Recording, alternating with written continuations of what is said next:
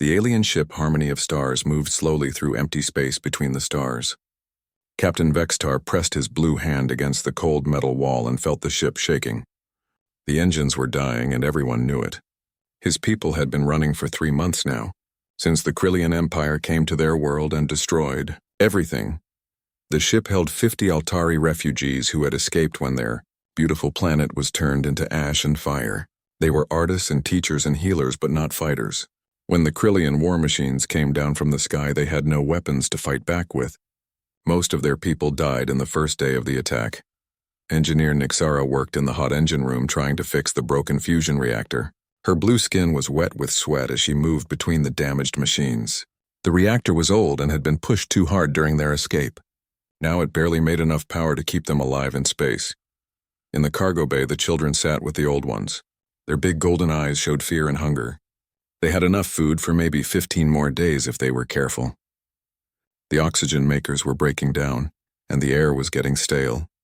12 people had already died from wounds they got when running from their burning world. Medical officer Zethar moved between the sick people, doing what he could with the few supplies left. Some had burns from the Krillian energy weapons.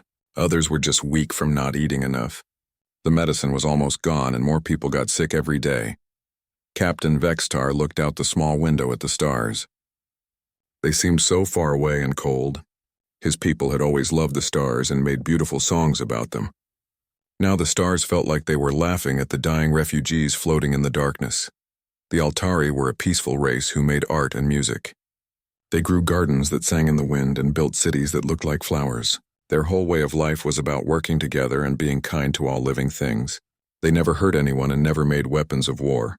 But that gentleness could not save them when the Krillians came. The enemy ships were huge and black with red lights like angry eyes. They shot fire down from the sky that burned everything it touched. The Altari tried to talk to them and offer gifts, but the Krillians only wanted to kill and destroy. Some of the survivors had managed to get to their few spaceships before the Krillian ground forces arrived. Captain Vexistar had been commanding a transport ship when the attack started. He loaded as many people as he could and ran into space while their world burned behind them. Now they drifted in the cold void with nowhere to go. Their home was gone and they had no other worlds to run to. The nearest Altari colony was too far away, and they did not have enough fuel to reach it. Even if they could get there, it was probably destroyed too by now. The ship computer made soft beeping sounds as systems failed one by one.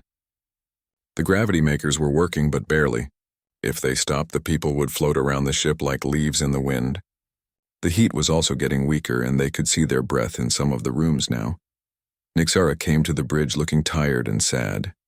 She told the captain that the engines would probably stop working in maybe 10 days. After that, they would just float in space until the air ran out or the cold killed them all. There was nothing more she could do to fix the broken machines. The children asked when they would find a new home. Their parents did not know what to tell them. How do you explain to a child that there is no home left and no place to go in the big empty space between worlds? The old ones remembered stories of other peaceful races, but those were just stories from long ago. Some of the younger adults talked about maybe finding an empty planet where they could land, but their ship was not made for landing on worlds. It was just a transport for moving between space stations. Even if they found a good planet, they would probably crash and die trying to land on it. Food was getting low and people were eating less to make it last longer. The children got the most food, but even they were getting thin. Some of the adults had stopped eating much at all so the little ones could live a few more days.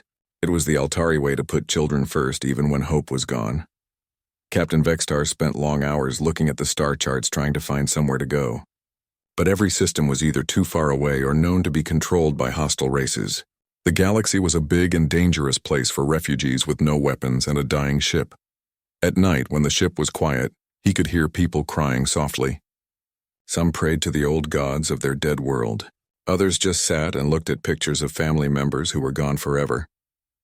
The sadness was like a heavy weight that pressed down on everyone. The ship medical bay had become a place where people came to die. Zethar did his best, but without proper medicine and equipment he could not save everyone. Each death made the survivors more afraid that they would all die alone in the cold darkness. Outside the small windows, the stars continued their ancient dance across the sky. But for the Altari refugees, they were no longer points of beauty and wonder. They were cold, distant lights that marked the empty space where they would probably die forgotten and alone. The engines made strange grinding sounds now that got worse every day. Soon they would stop completely and the ship would become a tomb drifting between the stars. The last survivors of a peaceful world would join the silence of space, and no one would remember that the Altari had ever existed. Captain Vextar made his final log entry that no one would ever hear. He spoke of his people and their love of life and beauty.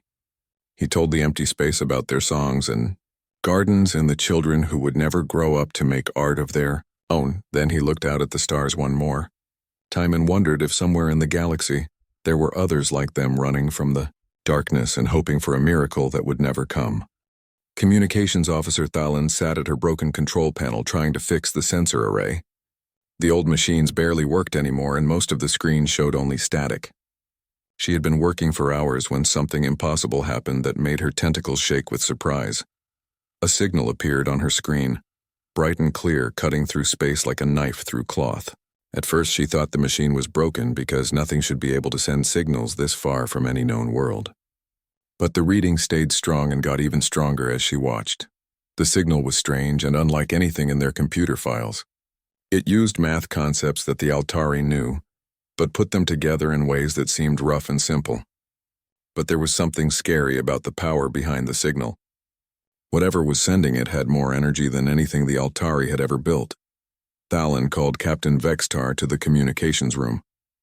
When he saw the signal, his 4 eyes went wide with shock. This was not possible in the empty space between star systems. Nothing lived out here and no ships traveled through this area of the galaxy. More signals started coming one after another.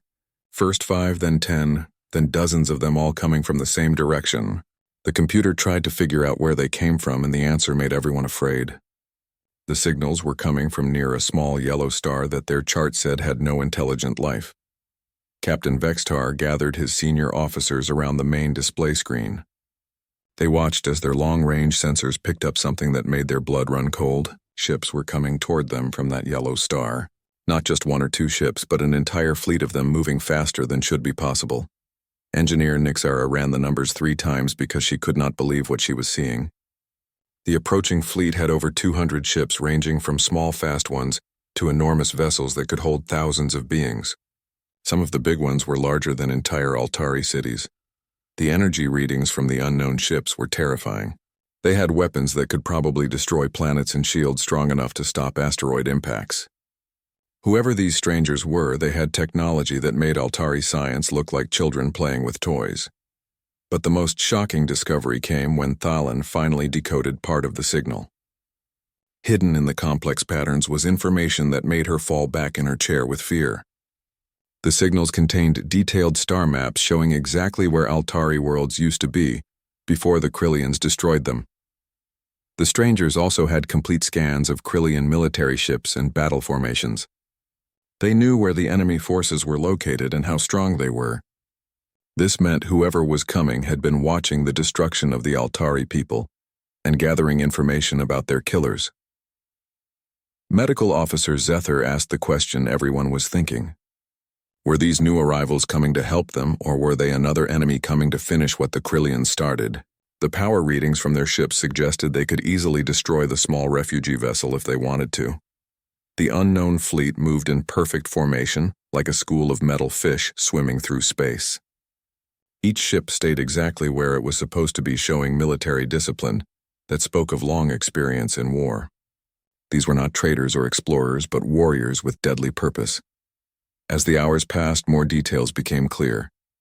The largest ships in the fleet were obviously designed for combat with weapon ports and armor plating covering their hulls. They moved with the confidence of predators who had never known defeat in battle. Captain Vextar tried to decide what to do. Should they try to run with their dying engines or stay and hope these strangers were friendly? Running would probably kill them when their ship finally broke down. But staying might mean facing an enemy even worse than the Krillians. The signals kept coming stronger and clearer. Some of them seemed to be directed at the Altari ship as if the strangers knew exactly where they were.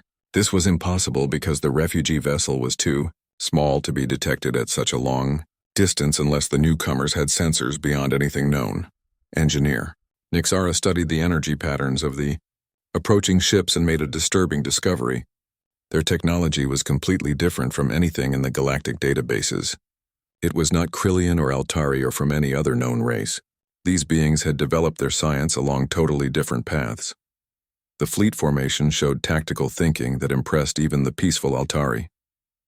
The big ships stayed in the center, protected by smaller, faster vessels that could respond quickly to threats. Scout ships ranged ahead looking for danger, while support vessels stayed ready to help damaged allies.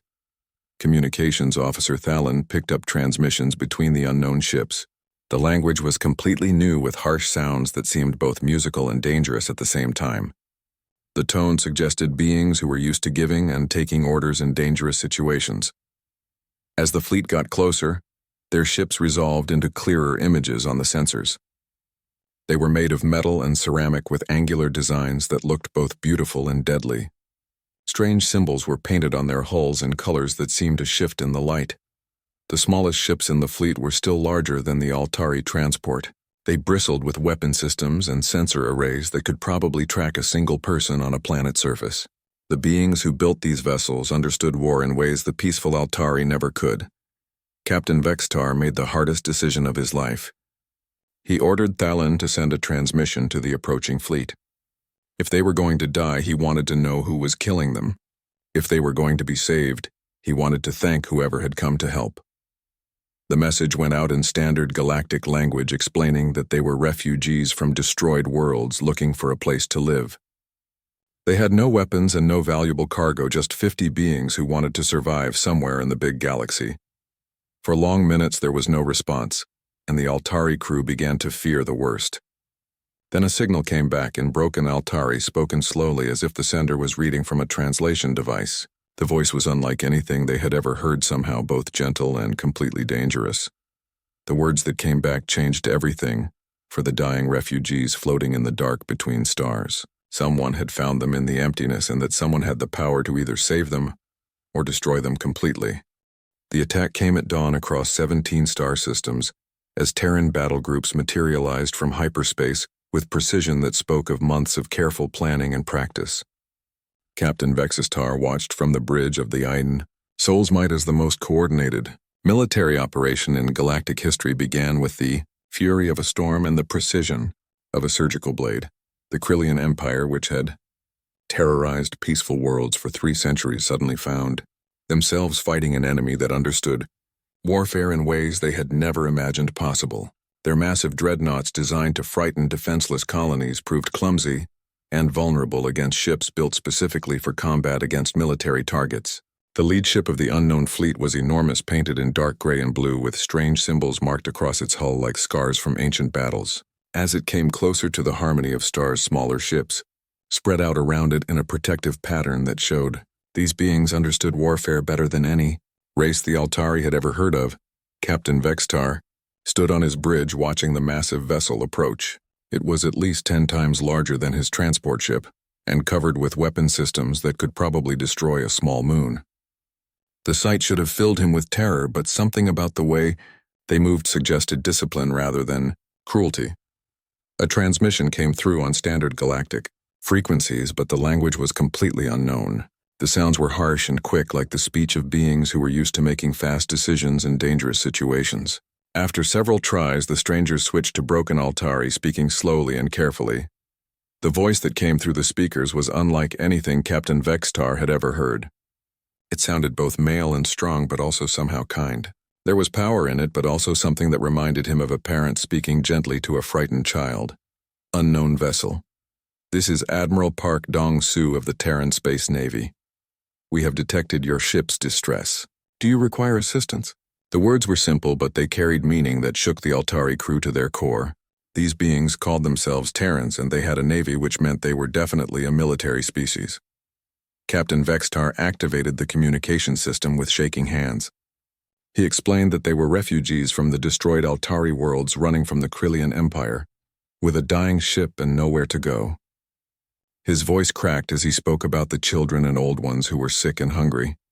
The Terran Admiral's next words surprised everyone on the bridge and gave them the first hope they had felt in months. We know of the Krillian attacks on your people. We have been tracking their movements for several months. Your ship will be brought aboard our medical vessel immediately. Our doctors will treat your wounded." Within minutes, the Harmony of Stars was surrounded by smaller Terran ships that moved like a pack of hunting animals protecting their young. Strange mechanical arms extended from the largest medical vessel, gently grasping the Altari ship and drawing it into a massive docking bay that could have held 20 ships their size. The Altari crew watched in amazement as artificial gravity took hold and breathable atmosphere filled the space around them. The Terran technology was so advanced it seemed like magic to beings who had spent 3 months in a dying ship with failing life support systems. The first Terran they saw was Dr. Kim Yu Jin, a small female with dark hair and kind eyes who spoke through a translation device attached to her collar.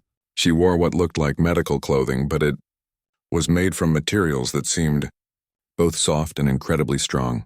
Behind her came a squad of what were obviously soldiers armed with weapons that hummed with barely contained energy. The Altari crew tensed, expecting to be taken prisoner or worse. But instead of threatening the refugees, the soldiers immediately began distributing food, water, and medical supplies. The Terrans moved with military precision, but their actions were those of healers and protectors. They helped the weak ones walk and carried the sick to waiting medical beds. Children who had been crying from hunger suddenly found themselves being fed strange but delicious food by armored warriors who spoke gently. Dr. Kim worked quickly, examining each Altari refugee with equipment that could scan their bodies completely in seconds. Her medical team spoke in their harsh but somehow musical language, coordinating treatment for injuries and illnesses that Altari medicine could barely understand. The soldiers wore armor that looked like it could stop any weapon, but they moved carefully around the frightened refugees, never making threatening gestures. When Altari children approached them, the big warriors knelt down and offered small gifts of food or simple toys they carried in their pockets. Captain Vextar found himself face to face with Admiral Park, Dongsu, the commander who had first spoken to them. The Terran was taller than most Altari, with dark hair and eyes that seemed to see everything. He wore a uniform covered with symbols that probably showed his rank and achievements. Through the translation device, Admiral Park explained that the Terrans had been monitoring Krillian expansion across the galaxy for over a year. They had been gathering intelligence and preparing for what they knew would eventually be a confrontation with the Empire that destroyed peaceful worlds. The Altari captain asked why beings with such powerful weapons would help strangers they had never met before. The Admiral answer came through the translator with words that would stay with Captain Vextar for the rest of his life. On our world, we learned that when evil beings hurt others, it becomes everyone's problem. Dr. Kim approached with a report on the Altari refugees' health. Through the translator, she explained that everyone would recover with proper medical care and food. The children were malnourished but strong. The old ones needed rest and medicine, but they would survive. Medical Officer Zethar worked alongside the Terran doctors, watching them use equipment he could barely understand. They had machines that could repair damaged organs and treatments that could heal wounds in hours instead of months. Their knowledge of biology seemed to cover dozens of different species. Engineer Nixara was taken to see the Terran ship's technical systems by Chief Engineer Choi, Minho, a quiet male who spoke through gestures as much as words. What she saw in their engine rooms made her question everything she thought she knew about physics and engineering. The Terrans had weapons that could sterilize planets, but they also had medical equipment that could bring the dying back to health. Their ships were built for war, but they carried enough supplies to feed entire populations of refugees. They were warriors who had learned to use their strength for mercy. Commander Yoon. So young, the ship's tactical officer showed some of the Altari recordings of other rescue missions. The Terrans had been quietly moving across the galaxy, picking up survivors from destroyed worlds and failed colonies. They were building a network of protected systems defended by their growing fleet. As the hours passed, the Altari began to understand something that changed how they saw the galaxy. They had been found by a species that had somehow learned to turn the tools of war into instruments of protection. The Terrans fought not to conquer or destroy, but to defend those who could not defend themselves. The refugee ship that had been dying in the cold emptiness was now warm and full of hope. Children played games with Terran soldiers who taught them songs in the strange but beautiful human language. Adults received treatment that would save their lives and restore their health. Captain Vextar stood in the observation deck, looking out at the Terran fleet spread across space around them. These warriors from a distant yellow star had come to save strangers they had never met. They had turned their ship of death into a place of healing, and their weapons of destruction into tools of mercy. Dr. Kim Yoo-jin worked without stopping in the medical bay, moving between Altari patients with her team of Terran medics. What amazed the refugees most was watching these obvious warriors become gentle healers. Every Terran carried weapons and wore armor, but their hands were soft and careful when treating the sick and wounded. The medical bay was larger than the entire Altari transport ship and filled with equipment that seemed to come from dreams. Machines could see inside bodies without cutting them open. Other devices could repair broken bones in minutes. The Terrans had somehow made healing into a science as advanced as their weapons.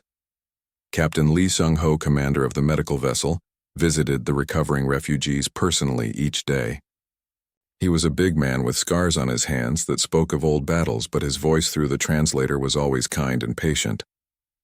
He explained that Terrans had been watching Krillian expansion for over a year. The Altari learned that these Terrans came from a world that sounded like the worst nightmare any peaceful being could imagine. Their planet called Terra had suffered through countless wars and disasters that would have destroyed most species completely. But instead of becoming cruel and savage, they had developed something they called the Terran Code. Through the translation devices, the refugees heard stories that made them understand why these beings were so different from everyone else in the galaxy. Terra had gone through periods where different groups of humans fought each other with weapons that could have ended all life on their world. But each time the fighting stopped, the survivors had learned something new about protecting the innocent. They discovered that the strongest must always defend the weakest, regardless of what species they came from or what world they called home. This idea became the foundation of everything they did among the stars. Engineer Nixara spent hours with Chief Engineer Choi Min-ho learning about Terran technology. What she saw in their engine rooms challenged everything the Altari thought they knew about science. The humans had somehow learned to make their tools of destruction serve the cause of creation and protection. The Terran ships carried enough medical supplies to treat the populations of entire worlds. Their cargo holds were filled with food that could feed thousands of refugees for months. Every weapon system had corresponding rescue equipment that could save lives as effectively as the weapons could end them. Commander Yoon So-young showed the Altari tactical displays of other rescue operations the Terran fleet had completed. They had been moving quietly across the galaxy for months, picking up survivors from worlds destroyed by the Krillian Empire and other hostile forces that preyed on peaceful species. The refugees saw recordings of Terran ships arriving at burning colonies and evacuating everyone they could save. They watched human soldiers sharing their own food with starving children from dozens of different species. These warriors had somehow learned to wage war against cruelty itself. Medical Officer Zethor worked alongside Dr. Kim, learning healing techniques that the Altari had never imagined possible. The Terrans understood biology at a level that seemed almost magical. They could cure diseases that had plagued other species for generations and repair injuries that should have been fatal. What impressed Zethor most was how the Terran medics treated every patient exactly the same, whether they were helping a refugee child or treating one of their own wounded soldiers. The human concept of medical care made no distinction between friend and stranger, between their own species and aliens they had just met. Captain Vexitar spent long hours talking with Admiral Park Dong-su about the state of the galaxy. The Terran commander showed him star charts marking the locations of destroyed worlds and the movements of various hostile empires that threatened peaceful civilizations. The UI Admiral explained that Terra had spent centuries learning hard lessons about the cost of allowing evil to grow unchecked. They had discovered that when good beings do nothing to stop cruelty, then the cruel become stronger and more dangerous. This knowledge had driven them to the stars with a mission to protect the innocent. The Altari began to understand that they were witnessing something that had never existed before in galactic history. Here was a species that had become powerful enough to conquer the entire galaxy, but chose instead to use their strength to liberate those who suffered under the boots of tyrants and killers. Lieutenant Colonel Han Ji Wu, the fleet's intelligence officer, showed Captain Vexitar detailed files on the Krillian Empire. The humans had been studying their enemy for months, learning their weaknesses and developing strategies to defeat them. But their goal was not conquest or revenge, but the protection of future victims. The Terran soldiers who guarded the medical ship spent their off-duty hours teaching games to the Altari children and helping the adults learn basic human phrases. These warriors, who could probably fight entire armies single-handed, were patient and gentle with traumatized refugees who flinched at sudden movements. Dr. Kim explained to Zethur that every Terran military unit included specialists trained in refugee care and trauma treatment. Their soldiers learned how to comfort frightened children and help survivors cope with the loss of their homes and families. War and mercy had somehow become the same thing for these remarkable beings. The Altari refugees began to feel something they had not experienced since the destruction of their homeworld: safety. For the first time in months, they went to sleep, without fear that they would wake up to find enemies approaching. The Terran ships around them were like a protective wall against all the dangers of the galaxy. Engineer Nixara learned that the Terran fleet was just one part of a much larger organization. The humans had been building what they called the Galactic Defense Alliance, a network of protected worlds and refugee settlements, all defended by Terran military forces and their growing number of allies. The Alliance welcomed any species that agreed to live in peace and help protect others who could not protect themselves. Former enemies could join if they proved their commitment to the Terran code of defending the weak. It was a new way of organizing galactic civilization based on cooperation rather than domination. Captain Vextar realized that his people had been incredibly fortunate. They had been found by the one species in the galaxy that had the power to defeat their enemies, and the wisdom to use that power for good rather than selfish gain. The Terrans offered not just rescue, but a chance to be part of something greater than themselves. As the medical treatment continued, and the Altari refugees grew stronger, they began to hope for the first time since their world burned. They were no longer alone in the cold void. They had been adopted by a family of warrior protectors who would fight to keep them safe, and the children drew pictures of Terran soldiers and gave them to the humans, who kept the drawings carefully in their personal belongings. The adults asked to learn human songs and stories. They wanted to understand the culture that had produced these remarkable beings who crossed the galaxy to help strangers. Admiral Park told Captain Vextar that the Altari refugees would be taken to a protected world where they could rebuild their lives and their culture, but they would also be offered the chance to join the Defense Alliance and help rescue other species who faced the same threats they had survived. In the command center of the flagship Sol's Might, Admiral Park Dong-Su spread holographic star charts across the tactical table that filled the entire room with points of light representing thousands of star systems. The Altari leadership watched in stunned silence as he revealed the true scope of Terran operations across the galaxy and what they planned to do next.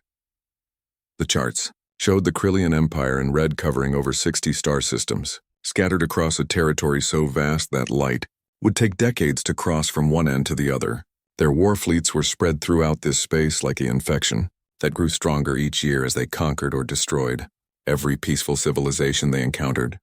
Captain Vextar felt his heart sink as he realized the massive scale of the empire that had destroyed his people. The Krillians controlled hundreds of worlds and commanded fleets that numbered in the thousands of ships. How could anyone hope to fight such overwhelming power, even with the advanced technology the Terrans possessed? But Admiral Park smiled grimly as he began to explain what his people had been planning during the long months of watching and gathering intelligence.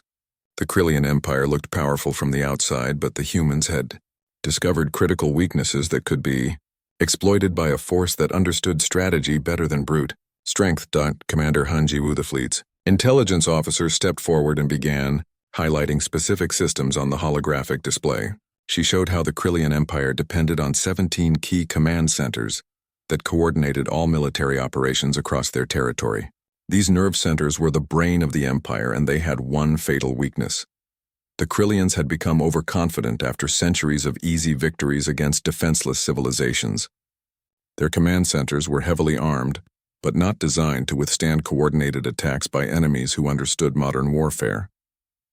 The humans had identified exactly how to cripple the Empire's ability to coordinate responses to threats. The plan was so audacious that Captain Vextar could barely believe what he was hearing. The Terran fleet would split into 17 battle groups and strike at every command center simultaneously.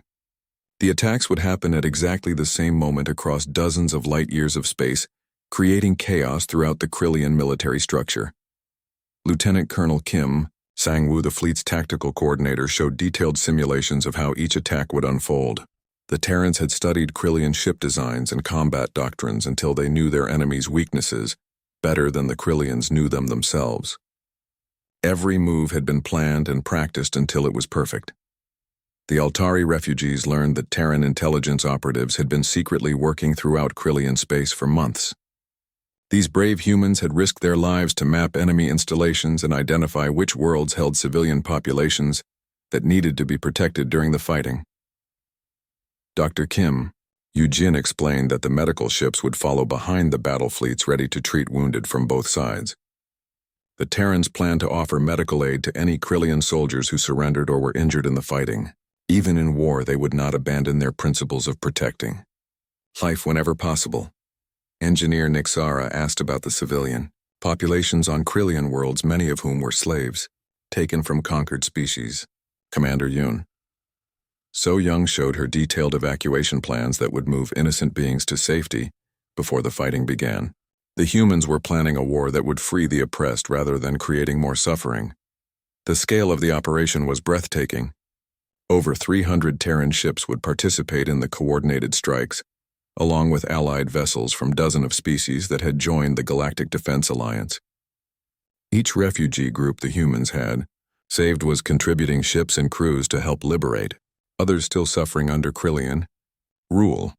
Captain Vexistar realized that his people were witnessing the birth of something completely new in galactic history. This was not a war of conquest or revenge, but a coordinated liberation effort designed to free entire populations from slavery and oppression. The Terrans were not trying to build an empire but to destroy one.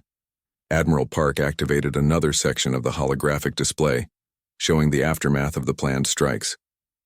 Liberated worlds would be offered protection and membership in the Defense Alliance. Former Krillian soldiers who laid down their weapons would be retrained and integrated into peaceful society. Even their enemies would be given chances for redemption. The Altari captain asked the question that had been haunting him since learning about the Terran mission. Why would these humans risk their lives for strangers scattered across the galaxy? What did they gain from fighting a war that could cost them thousands of casualties and massive resources? Admiral Park looked directly at him as he answered through the translation device. On Terra, we learned that evil succeeds when good beings do nothing. The Krillians have committed genocide against dozens of species. That makes stopping them our responsibility regardless of the cost to ourselves. The words sent chills through every Altari in the room. They were witnessing a species that had somehow learned to make protecting others more important than protecting themselves. The humans were willing to die for beings they had never met just because it was the, right thing to do. Commander Han Ji-woo showed them intelligence reports from other parts of the galaxy where similar atrocities were being committed by different hostile empires. The Terrans were not just planning to defeat the Krillians, but to create a permanent force for good that could respond to future threats against peaceful civilizations. The Galactic Defense Alliance was already growing as word spread about the human rescue operations. Species that had been hiding in fear for generations were coming forward to offer whatever help they could provide. The alliance was becoming stronger with each world that joined their cause. Captain Lee Sung-ho explained that the medical ships were not just for treating battle casualties, but for helping traumatized populations recover from years or decades of oppression. The humans understood that winning the war was only the first step in healing the damage that evil had caused across the galaxy. As the briefing continued, the Altari refugees began to understand that they were part of something much larger than a simple rescue operation. They had been saved by beings who were reshaping the entire balance of power in the galaxy, creating a future where peaceful species could live without fear. The Terran fleet was not just a military force but a symbol of hope for every being who had suffered under the boots of tyrants and killers. They represented the idea that good could triumph over evil when it was organized and determined and willing to sacrifice for others.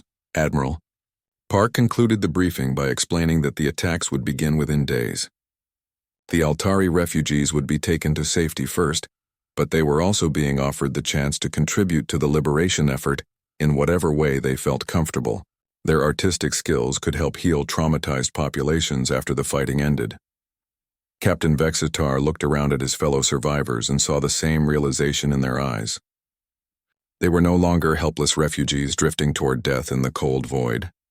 They had been adopted by a family of warrior protectors who were about to change the fate of the galaxy itself. The stars outside the command center windows no longer seemed cold and hostile. They were points of light marking worlds that would soon be free from fear and oppression. The Terrans had given them something more precious than rescue. They had given them hope for a future where good could triumph over evil.